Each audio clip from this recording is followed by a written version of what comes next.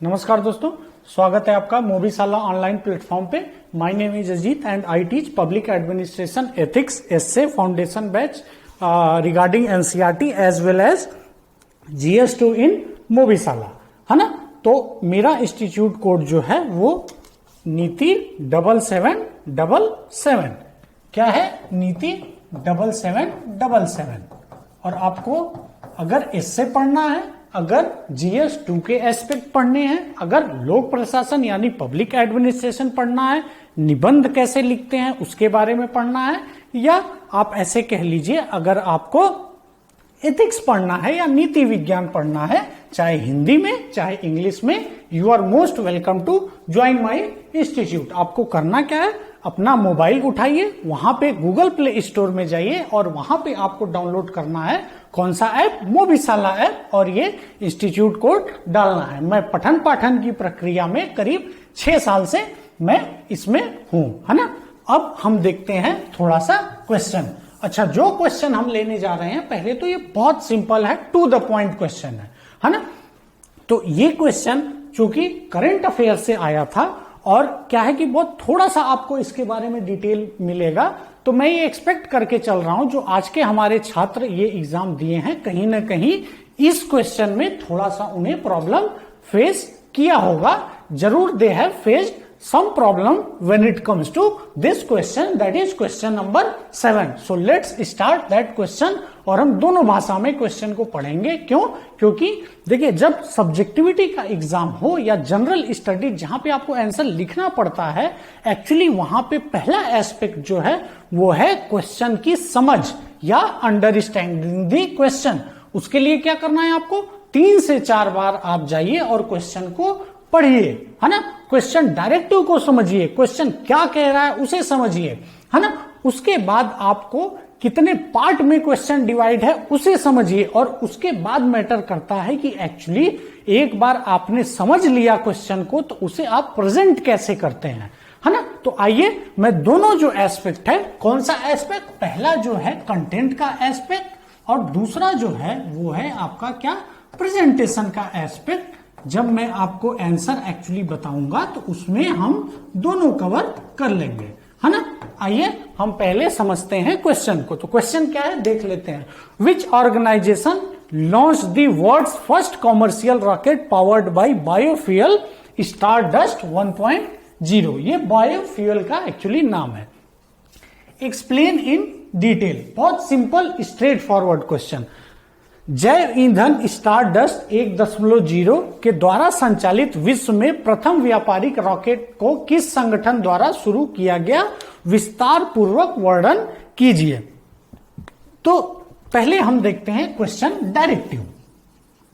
Question directive जो है वो एक्चुअली क्या है, एक्सप्लेन। और एक्सप्लेन का मतलब होता है जो क्वेश्चन आर्ग्यू कर रहा है आप जस्ट उससे एग्री करें। क्या करना है हमें, जो क्वेश्चन आर्गुमेंट दे रहा है उससे और क्या करना है आपको, उससे आप एग्री कर जाएं, है ना, बस और कुछ नहीं, है ना। जितना वो देखिए, हमेशा याद रखिएगा सब्जेक्टिविटी के एग्जाम में जितना क्वेश्चन पूछे उतना लिखिए। अगर बहुत ज्यादा लिखेंगे तो वो भी बहुत अच्छा माना नहीं जाता, है ना। तो ठीक है, अब हम क्वेश्चन देख लिए, समझ लिए कि पहले ये पूछ रहा है कि विच ऑर्गेनाइजेशन, संगठन का नाम आपको सीधे सीधे पूछ रहा है कि ये संगठन या वो कंपनी कौन सी है जिसने इसे लॉन्च किया है, बहुत डिटेल में बताना है ना। तो थोड़ा सा यहां पे छात्र जो है हमारे, उनको क्वेश्चन को समझने में थोड़ा सा डाइसी हो सकता है, मतलब थोड़ा सा कंफ्यूजन हो कि एक्चुअली जब ये हम कहते हैं डिटेल में तो मतलब किसका डिटेल चाहिए, कंपनी का डिटेल चाहिए या टेक्नोलॉजी का डिटेल चाहिए, किसका डिटेल। तो देखिए, जब भी आप आंसर लिखिए कोशिश करिए हमेशा एप्लीकेशन पार्ट का डिटेल लिखिए, और वो कैसे आएगा अभी मैं आपको एक्सप्लेन करता हूं। चूंकि यहां पे थोड़ा सा जगह कम है तो मैं क्या करूंगा, आप कोशिश करिए क्वेश्चन आपको याद हो ये वाले, है ना। वीडियो पॉज करके आप लिख लीजिए, आपके हाथ में क्वेश्चन पेपर भी होगा, क्वेश्चन पेपर खोले रहिए आप। मैं एक नया पेज लूंगा ताकि एक अच्छा सा स्पेस क्रिएट हो जाए हमारे डिस्कशन के लिए, ठीक है।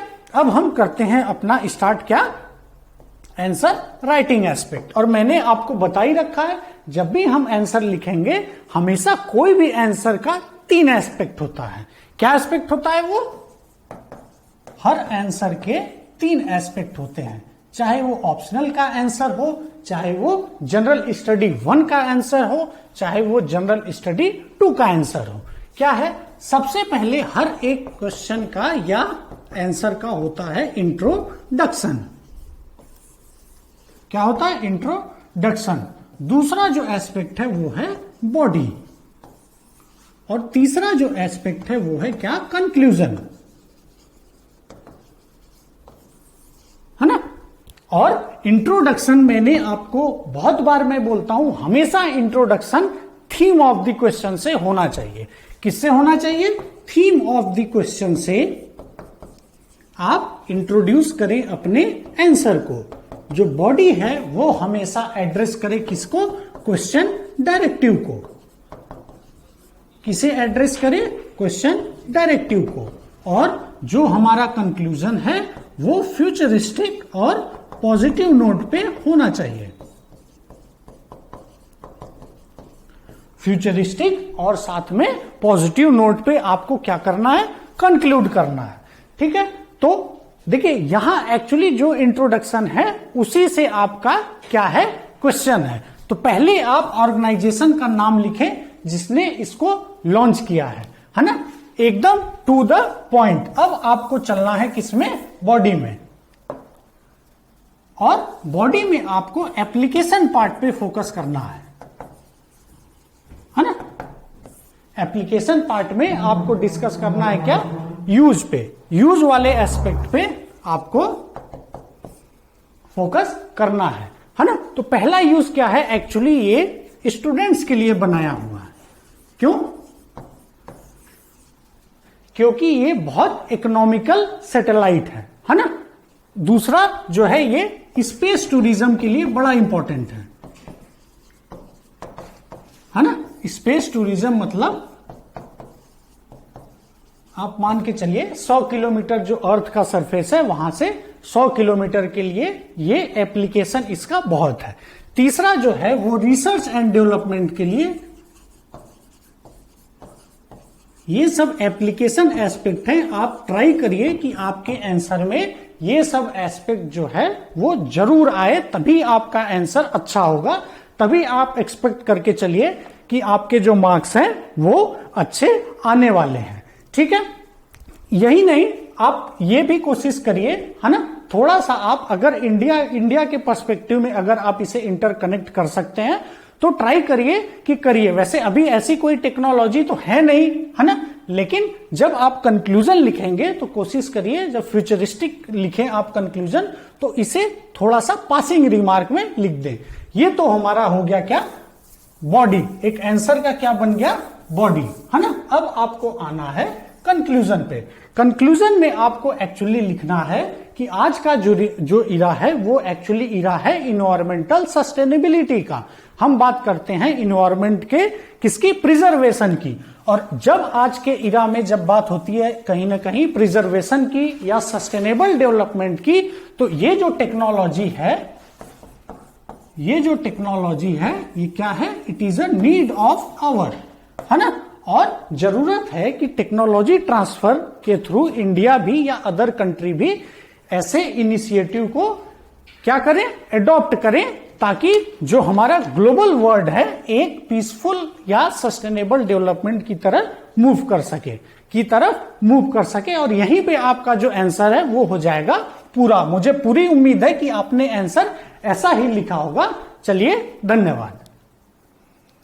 नमस्कार दोस्तों, स्वागत है आपका मोबीशाला ऑनलाइन प्लेटफॉर्म पे। मेरा नाम अजीत है and I teach public administration, ethics, essay as well as GS2 in Mobishala. Okay, so if you are aspiring to give Bihar PCS exam, or I assume you are also aspiring to give IS exam, that is UPSC exam, या आप UP PCS का exam देते हैं, then you are most welcome to join my coaching, that is नीति 7777। आपको करना क्या है? आप जाइए, अपना मोबाइल उठाइए, गूगल प्ले स्टोर पे जाइए वहां से डाउनलोड करिए मोबीशाला ऐप, और मोबीशाला ऐप जाके ये इंस्टीट्यूट कोड डालिए नीति 7777। और अगर आप निबंध हो, पब्लिक एडमिनिस्ट्रेशन यानी लोक प्रशासन का सब्जेक्ट हो, एथिक्स हो, एनसीईआरटी फाउंडेशन बैच ज्वाइन करना चाह रहे हैं, या if you want to join GS2, you are most welcome to join my coaching. ठीक है, ये तो हो गया थोड़ा सा मेरे बारे में, और मैं 6 साल से लगभग मुझे हो गया पठन पाठन की प्रक्रिया में, या I am teaching since 6 years। और जो भी सिलेबस या जो भी हमारे यहाँ अवेलेबल है एक्चुअली वो दोनों भाषा में है, और भी टीचर है, लेकिन कुछ टीचर सिर्फ इंग्लिश वाले हैं, कुछ टीचर हिंदी वाले हैं, लेकिन मैं दोनों भाषा में बहुत सहज हूं, और मैं दोनों भाषा में, चाहे आप हिंदी में चाहे चाहे इंग्लिश में चाहे, I teach in both languages. ठीक है, ये तो थोड़ा सा हो गया कोचिंग के बारे में। अब हम देखते हैं क्वेश्चन।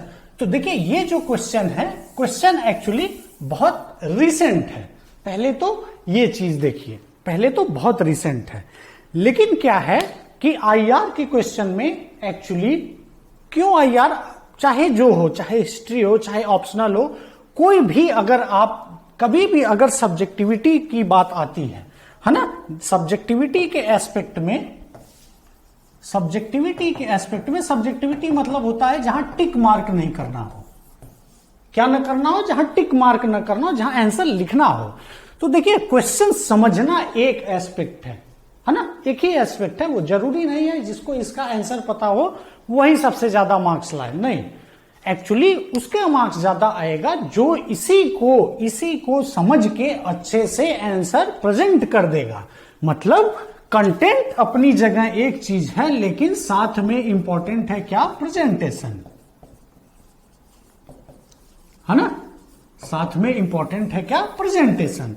तो हमारा जो फोकस होगा, जो मैं डिस्कस करूंगा, मेरी पूरी कोशिश रहेगी कि मैं आपको कंटेंट के साथ साथ कहीं ना कहीं जो प्रेजेंटेशन वाला एस्पेक्ट है उस पे भी आपको थोड़ा सा बता दूं, ताकि आपने आज जो पेपर लिखा उसमें आप अपने को इवेल्युएट कर पाए कि आप कहां स्टैंड करते हैं। ठीक है, तो आइए हम देखते हैं question, and as you know we will see question in both languages, that is Hindi, English as well as in English, है ना। तो आइए देखते हैं। Explain the 12th BRICS summit major emerging issue. ठीक है, ये क्वेश्चन क्या कह रहा है? एक्सप्लेन करना है आपको 12th जो ब्रिक्स समिट हुआ, कहां हुआ? रसिया में हुआ, उसके की कुछ इश्यूज को एक्सप्लेन करने के लिए कह रहा है। क्या है वो इशू? पहला जो है वो क्या है? Partnership for global stability. दूसरा जो है वो है शेयर्ड सिक्योरिटी, और तीसरा जो है वो है इनोवेटिव ग्रोथ फॉर डेवलपमेंट। ठीक है, तो सबसे पहले कंटेंट एस्पेक्ट हम देखते हैं। तो कंटेंट एस्पेक्ट की बात करते हैं जब, तो सबसे मोस्ट इंपॉर्टेंट जो चीज है वो है क्वेश्चन डायरेक्टिव, है ना। और क्वेश्चन डायरेक्टिव है क्या? एक्सप्लेन। देखिए सब्जेक्टिविटी में, मेंस के आंसर में, जीएस में बहुत मैटर करता है, इवन ऑप्शनल में। चूंकि आपका ऑप्शनल अभी एक दिन बाद ही है, तो ऑप्शनल में भी ध्यान रखिएगा कि ये जो क्वेश्चन डायरेक्टिव है ये बहुत इंपॉर्टेंट होता है ना। क्वेश्चन डायरेक्टिव से ही आपको पता चलेगा कि एक्चुअली कितने शब्द लिखने हैं, 150 लिखने हैं, 100 शब्द लिखने हैं, 200 शब्द लिखने हैं, उसका आंसर आपको मिलेगा एक्सप्लेन से। अब एक्सप्लेन का मतलब क्या होता है? एक्सप्लेन का मतलब है जो भी आर्गुमेंट है उससे आपको एग्री करना है। जो भी आर्गुमेंट ये क्वेश्चन दे रहा है उससे आपको एग्री करना है, थोड़ा सा इलोबरेट करके। इलोबरेट मतलब जो ये दिया है इसी को थोड़ा सा आप स्प्रेड करके समझा दीजिए कैसे, है ना। मतलब आपको क्वेश्चन में यह समझाना है कि जो ब्रिक्स समिट के कुछ इश्यूज हैं, जैसे ग्लोबल स्टेबिलिटी के लिए पार्टनरशिप, जो सिक्योरिटी है वो शेयर्ड होनी चाहिए हर कंट्री में, और जो ग्रोथ होना चाहिए। देखिए ये क्वेश्चन स्पेशली बहुत ज्यादा इंपॉर्टेंट है।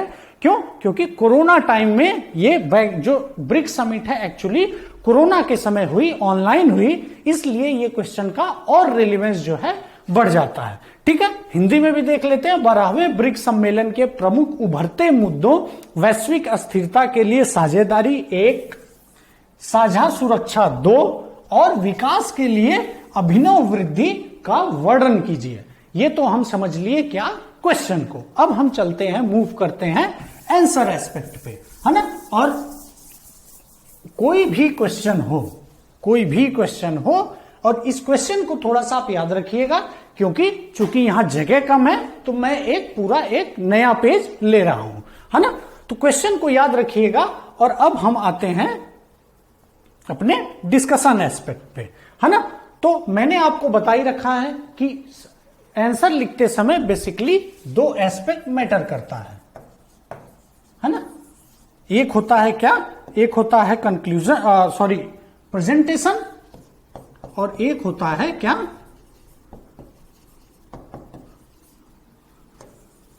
कंटेंट,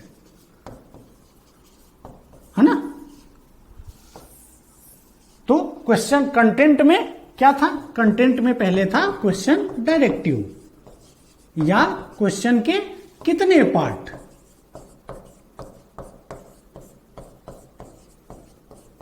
है ना। और प्रेजेंटेशन क्या होता है, इसी चीज को, क्वेश्चन डायरेक्टिव को आपने कैसे लिखा, किस फॉर्म में लिखा, सब हेडिंग यूज किया कि नहीं, फैक्ट्स यूज किए कि नहीं, केस स्टडीज यूज किए कि नहीं, जो लिखे हैं क्या वो साफ राइटिंग में लिखे, पढ़ने में समझ में आ रहा है, अगर पैराग्राफ में लिखे हैं तो क्या छोटा छोटा पैराग्राफ लिखे, स्पेसिंग सही है कि नहीं, है ना। ये सब जो है आपके आ जाएगा प्रेजेंटेशन में। और कंटेंट में मैंने बताया क्वेश्चन डायरेक्टिव कितने पार्ट हैं उसके, और हर आंसर जो होता है उसके हमेशा कोई आंसर तभी पूरा माना जाएगा जब उसके 3 पार्ट हो, है ना, 3 पार्ट। एक स्टैंडर्ड आंसर के हमेशा 3 पार्ट होते हैं। पहला होता है इंट्रोडक्शन, पहला जो होता है वो है क्या, इंट्रोडक्शन। दूसरा जो होता है वो है बॉडी, और तीसरा जो होता है वो है क्या, कंक्लूजन। क्या है वो, कंक्लूजन, ठीक है। अब हम इसी क्वेश्चन को अब हम इतने पार्ट में डिवाइड करते हैं, मतलब जब हम आंसर लिखेंगे तो एक्चुअली ये 3 जो पार्ट है इसमें डिवाइड कर देंगे, तभी हमारा जो आंसर है वो पूरा होगा। और मैंने आपको बता ही रखा है, जब हम बात करते हैं इंट्रोडक्शन की तो एक्चुअली वो थीम पे होना चाहिए, है ना, तभी इंट्रोडक्शन अच्छा है। और यहां पे थीम क्या है क्वेश्चन का, 12th ब्रिक्स समिट। क्या है theme, what is theme, theme is 12th BRICS summit,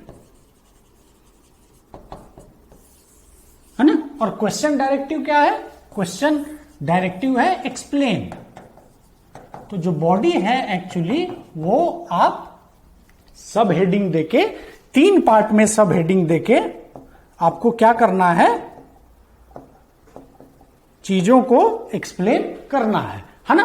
तो पहले कौन सा एस्पेक्ट है, पहले उसे देख लेते हैं। पहला एस्पेक्ट है ग्लोबल स्टेबिलिटी। पहला एस्पेक्ट है क्या, ग्लोबल स्टेबिलिटी।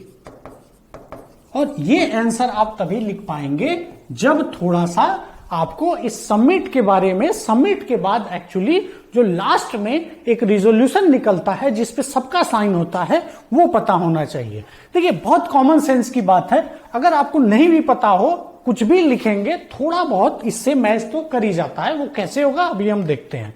जो दूसरा एस्पेक्ट जो ये क्वेश्चन पूछ रहा है वो है शेयर्ड सिक्योरिटी,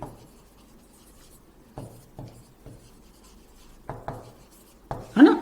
और जो तीसरा एस्पेक्ट है बहुत इंपॉर्टेंट है, बहुत अच्छा है, वो है इनोवेटिव ग्रोथ, है ना, या सिंपली लिख लीजिए ग्रोथ, है ना। ये और कंक्लूजन जो होना चाहिए, है ना, वो हर जगह लागू होगा, चाहे ऑप्शनल हो चाहे जीएस हो। एक तो फ्यूचरिस्टिक हो और दूसरा क्या हो, पॉजिटिव हो।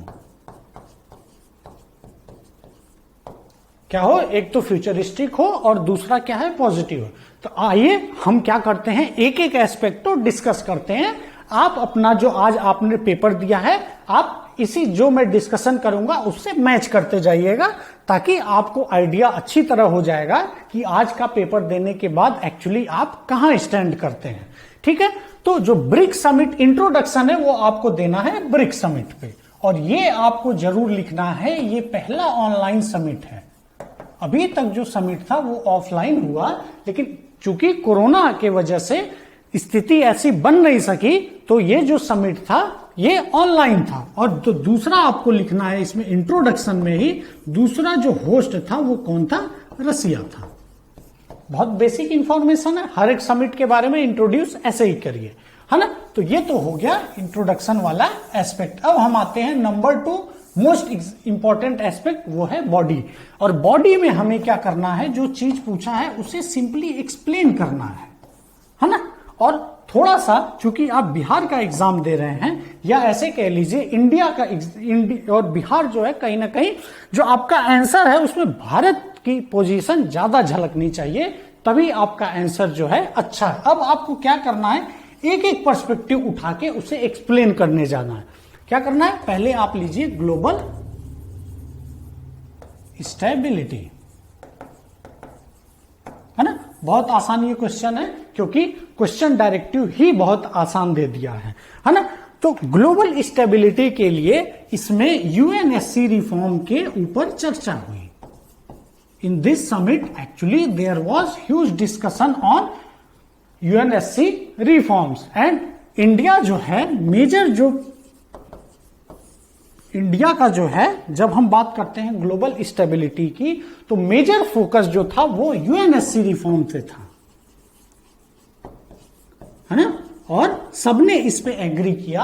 हालांकि प्रिंसिपली आप देखेंगे तो एक्चुअली रियलिटी ये है कि रसिया और चाइना जो है वो पीछे हट जाते हैं जब अकेले में बात करते हैं, लेकिन ब्रिक्स से समिट पे उन्होंने कहीं ना कहीं जो यूएनएससी का रिफॉर्म है उसके प्रति अपना कमिटमेंट दिखाया। अब आपको आर्ग्यू करना है कि ये क्यों जरूरी है, क्यों ये ग्लोबल स्टेबिलिटी के लिए यूएनएससी रिफॉर्म जो है वो इंडिया का स्टैंड जो है वो सही है। ठीक है, ये तो हो गया पहला एक्सप्लेनेशन। अब क्या करेंगे? फिर हम उठाएंगे क्या? दूसरा एस्पेक्ट। दूसरा एस्पेक्ट क्या है? दूसरा एस्पेक्ट जो है वो है शेयर्ड सिक्योरिटी।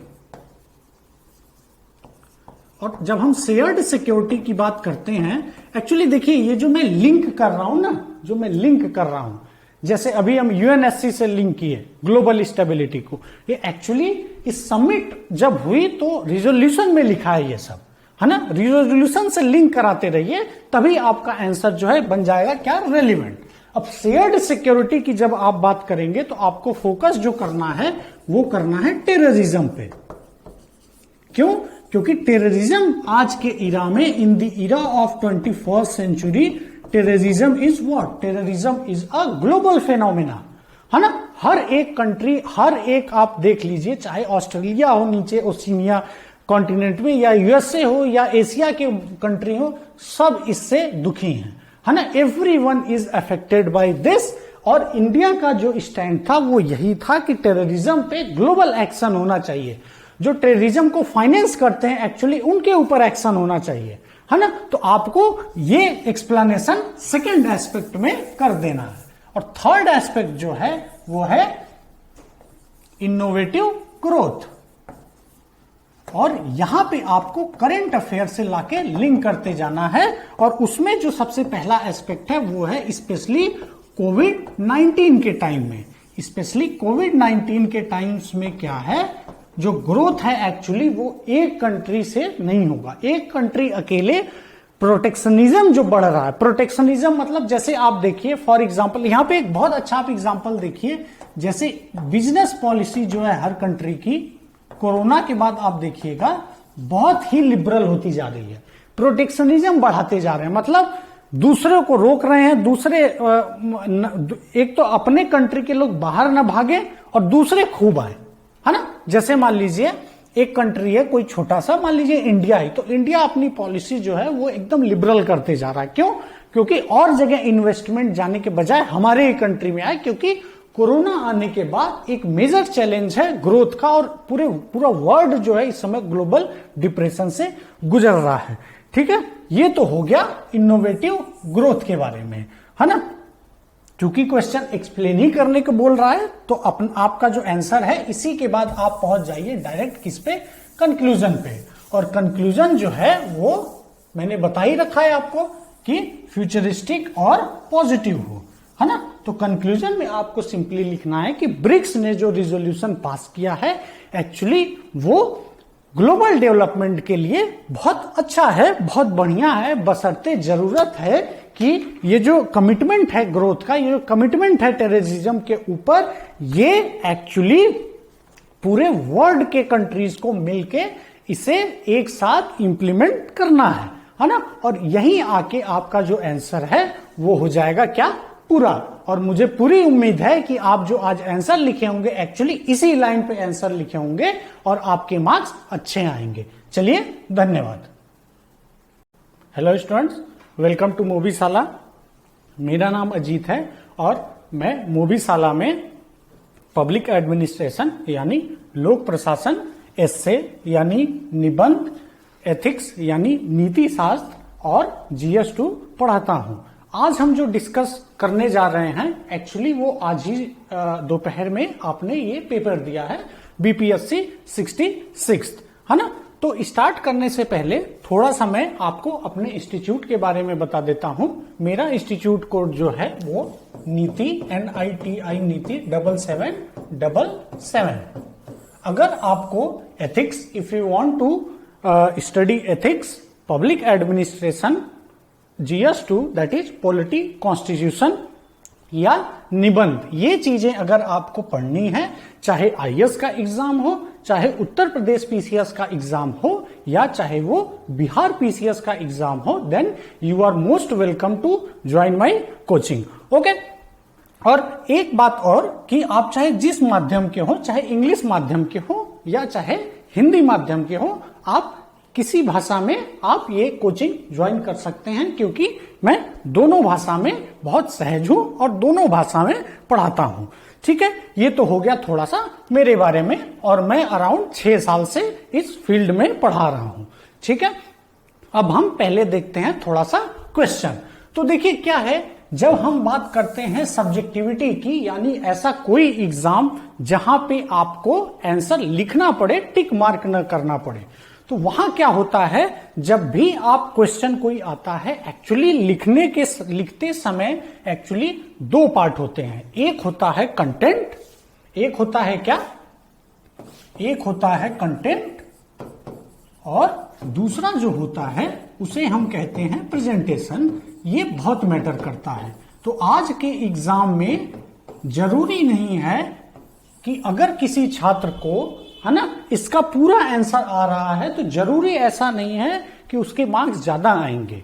एक्चुअली उस छात्र के मार्क्स ज्यादा आएंगे जो यही क्वेश्चन को, जो कंटेंट है, उसको प्रॉपर तरीके से प्रेजेंट कर दे, है ना। तो दोनों मैटर करता है। और हमारा जो अप्रोच रहेगा क्वेश्चन का, पहले हम क्वेश्चन को समझेंगे, है ना। क्वेश्चन को समझेंगे क्यों? क्योंकि समझने से निकलेगा हमारा कंटेंट, कि क्वेश्चन का एक्चुअली कंटेंट क्या है, यानी आंसर क्या है। और उसके बाद हम समझेंगे कि इसे हम जब प्रेजेंटेशन का एस्पेक्ट पे बात करते हैं तो एक्चुअली कैसे हम प्रेजेंट करें, है ना।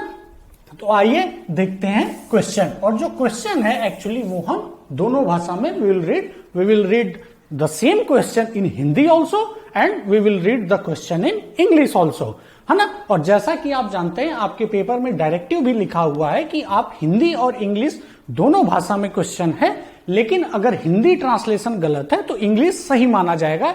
ये आपके क्वेश्चन में डायरेक्टिव ही लिखा हुआ है, यानी क्वेश्चन पेपर में एग्जाम के शुरुआती में ही ये बता दिया जाता है।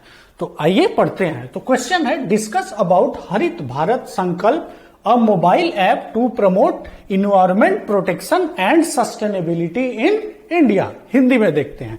भारत में पर्यावरण सुरक्षा एवं स्थिरता के मोबाइल ऐप हरित भारत संकल्प के बारे में विवेचना कीजिए।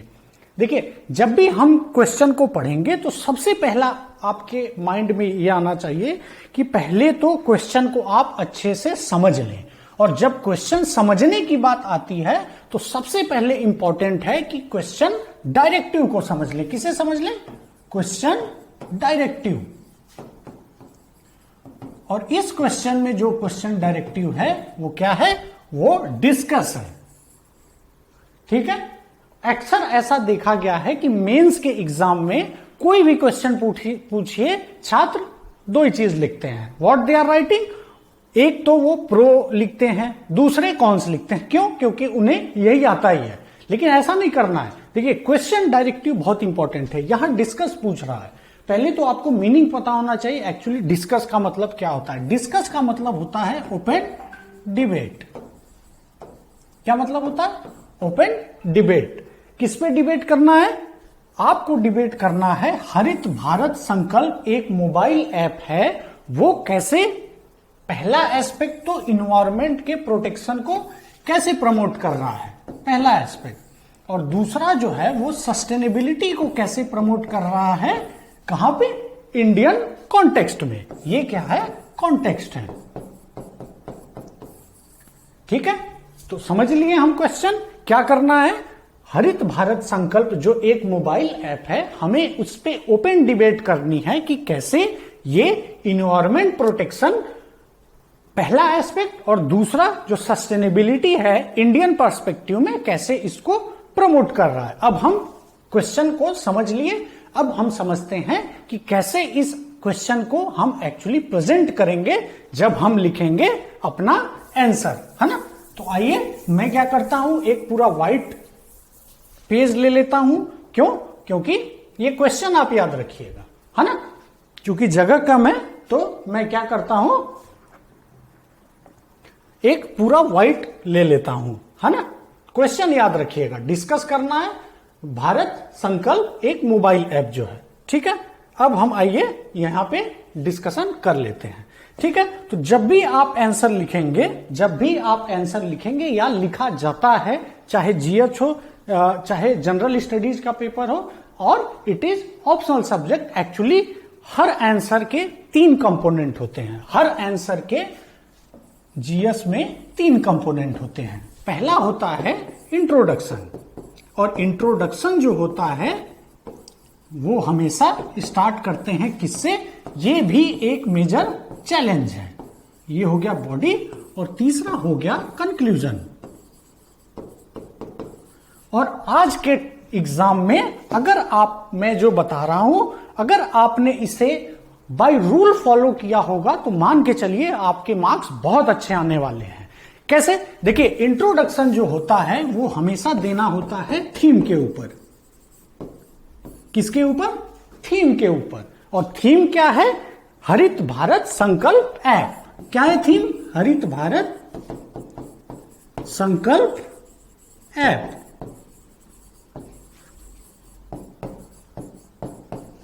ठीक है, जो बॉडी है, बॉडी जो है एक्चुअली वो आंसर करे किसको?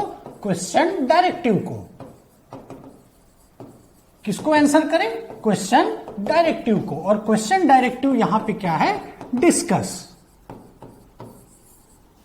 है ना। और जो प्रेजेंटेशन है एक्चुअली ये तीनों मिलके बनता है। और देखिए प्रेजेंटेशन बॉडी में भी बहुत मैटर करता है। कैसे? वो अभी मैं बताता हूं आपको। जो कंक्लूजन है एक्चुअली वो फ्यूचरिस्टिक होना चाहिए, पॉजिटिव होना चाहिए। क्या होना चाहिए? फ्यूचरिस्टिक होना चाहिए और पॉजिटिव होना चाहिए, यानी पॉजिटिव नोट पे you should and your answer, है ना। ये तो हम समझ लिए कि कंटेंट हमें ऐसे ही लिखना है। अब हम बात करते हैं इस ऐप की, है ना। तो देखिए करना क्या है, जब आप इसको, इस क्वेश्चन को या आंसर को जब लिखते समय इंट्रोड्यूस करेंगे, मैं यहां लिख देता हूं इंट्रोडक्शन, तो आपको सिंपली इस ऐप के बारे में लिखना है। क्या लिखना है? ये ऐप जो है ये NHAI ने लॉन्च किया है। NHAI मतलब national highway authority of India. लेकिन एक चीज याद रखिएगा, NHAI ऐसे नहीं लिखना है, NHAI ऐसे लिखना है, national highway authority of India. और फिर ब्रैकेट में NHAI मतलब एब्रीविएशन, है ना। डायरेक्ट NHAI डायरेक्ट एब्रीविएशन अगर आप लिखेंगे तो वो बहुत अच्छा नहीं माना जाता है, वो बहुत खराब इंप्रेशन आता है उसका, है ना। तो ये तो हो गया इंट्रोडक्शन। अब हम आते हैं किस एस्पेक्ट पे? बॉडी के एस्पेक्ट पे आते हैं, है ना। तो अब बॉडी में क्या है? 2 एस्पेक्ट पूछा है। बॉडी में जो है वो 2 एस्पेक्ट पूछा है। जो पहला एस्पेक्ट है वो क्या है? ये कैसे ये ऐप इन्वायरमेंट प्रोटेक्शन को प्रमोट करता है। तो आप एक सब हेडिंग दीजिए फर्स्ट, हाउ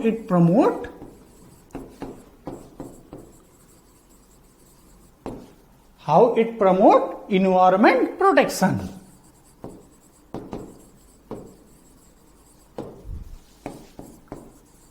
ठीक है,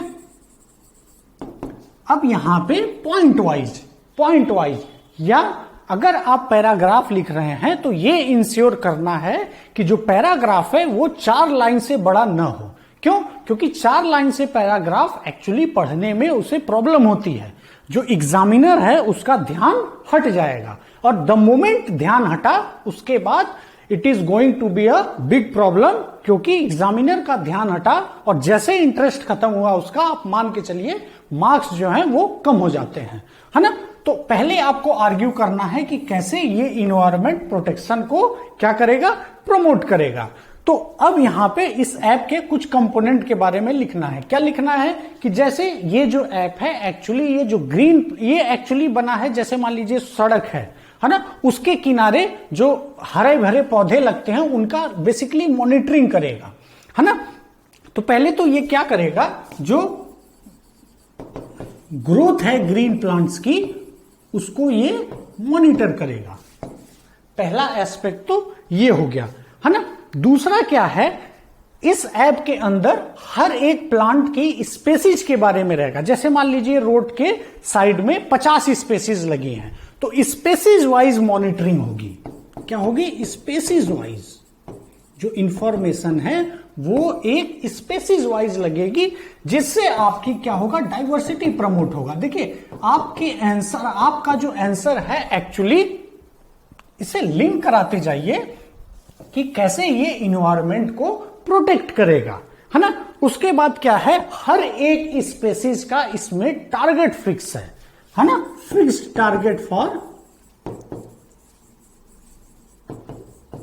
एवरी स्पेसीज।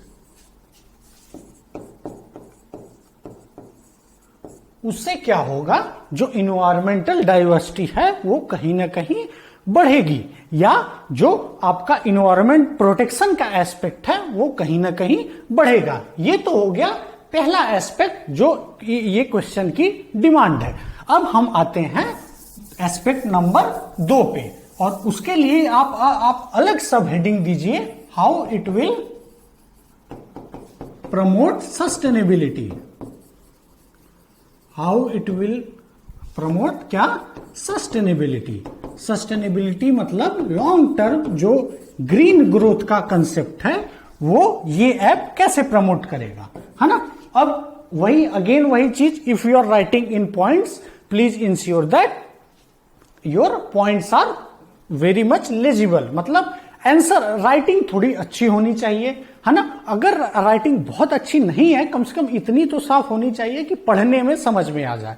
और अगर आप पैराग्राफ लिख रहे हैं, if you are writing in paragraph then please ensure that don't write in more than 3 to 4 lines, है ना। और दूसरा जो एस्पेक्ट है, अब वो क्या है, अगेन यहां पे जो है जो पेमेंट है एक्चुअली वो परफॉर्मेंस लिंक पे है, परफॉर्मेंस लिंक्ड है ना। और जैसे ही आप पेमेंट को परफॉर्मेंस लिंक कर दिए या फाइनेंस को परफॉर्मेंस के साथ जोड़ दिए, होगा क्या, जो सही वर्क करेंगे उन्हें क्या मिलेगा, उन्हें एक तरह का प्रमोशन मिलेगा। तो ऑब्वियस सी बात है, जब उन्हें प्रमोशन मिलेगा तो इन्वायरमेंटल का जो सस्टेनेबिलिटी एस्पेक्ट है वो भी बढ़ जाएगा। दूसरा क्या है, जो मॉनिटरिंग है वो हर 3 महीने में है। किसकी मॉनिटरिंग? जैसे मान लीजिए किसी को कॉन्ट्रैक्ट मिला जिसे पेड़ लगाना है अलग अलग वैरायटी के, अलग अलग स्पेसीज के, है ना। उनकी मॉनिटरिंग हर 3 महीने में इस ऐप में ऐसा प्रोविजन है। और क्या है, और जो मेंटेनेंस है वो एक्चुअली ये जो ऐप है,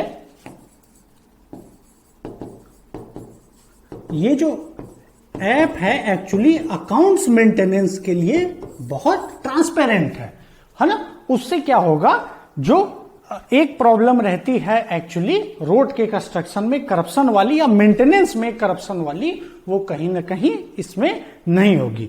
ये तो हो गया एक एस्पेक्ट, चूंकि क्वेश्चन क्या है, क्वेश्चन डायरेक्टिव डिबेट है, तो अब आ जाइए कुछ आपको लिखना है चैलेंजेस। अब क्या लिखना है, एस्पेक्ट नंबर बॉडी में ही, है ना, बॉडी में। अब आप थोड़ा सा लिख दीजिए क्या, चैलेंजेस, है ना। और चैलेंजेस ये लिख लीजिए कि पहले ये लिखिए कि टेक्नोलॉजी का अपना एस्पेक्ट बहुत अच्छा है, लेकिन कहीं ना कहीं एक सिक्योरिटी कंसर्न तो है ही, है ना। और सिक्योरिटी कंसर्न इसलिए आप करिएगा और इसको सीधे इंटरकनेक्ट कराइएगा किससे, जैसे रिसेंटली जो डिबेट चल रही है कि जो प्राइवेसी है ना, जो हैक हो जाता है सिस्टम, क्या पॉसिबल नहीं है ये भी हैक हो जाए। दूसरा क्या है कि देखिए टेक्नोलॉजी अपने जगह अच्छी बात है, लेकिन कहीं ना कहीं ह्यूमन जो फैक्टर है उसे भी ये ऐप को क्या करना पड़ेगा, काउंट करना पड़ेगा। कहीं ना कहीं ह्यूमन फैक्टर को भी अपने अंदर काउंट करना पड़ेगा। और चैलेंज बहुत ज्यादा लिखना भी नहीं है ना, क्योंकि क्वेश्चन का जो आप कह लीजिए लैंग्वेज है वो पॉजिटिव है, तो कोशिश करिए आप भी जब आंसर लिखे तो आपका भी जो लैंग्वेज हो क्या हो, पॉजिटिव हो।